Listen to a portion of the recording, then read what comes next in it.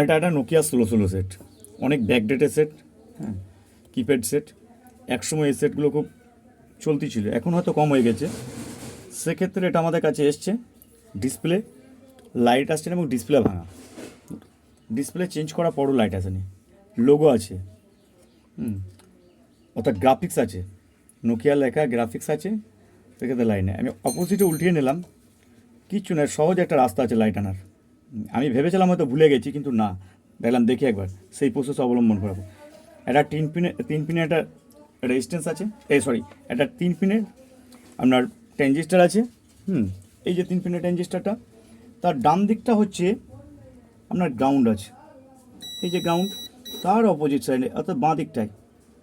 এই যে বাঁ দিকের লেগটা, এই বাঁ দিকের লেগে থেকে একটা জাম্পার ওয়্যার নিয়ে নেবো, একবার সোজা ডিসপ্লে কানেক্টারের কাছে নিয়ে যাবো, হচ্ছে এদিকে, এবং বাঁ দিক থেকে আমি 1 নম্বর ধরবো। আমরা লেখার সময় বাঁ দিকে 1 নম্বর ধরে থাকি, সেক্ষেত্রে 1 2 3 4 5 6 7 8 9, 9 আর 10 দুটোকে শর্ট করবো, অর্থাৎ এটা গ্রাউন্ড সাপ্লাই দুটোকে শর্ট করে দেবো। 11 নম্বরটা ওই ট্রানজিস্টারে যে লাইনটা এসছে সেটা 11 নম্বর লাইনে হবে এটা। এরপরে দেখে নিই যে লাইট এসছে কি আসেনি।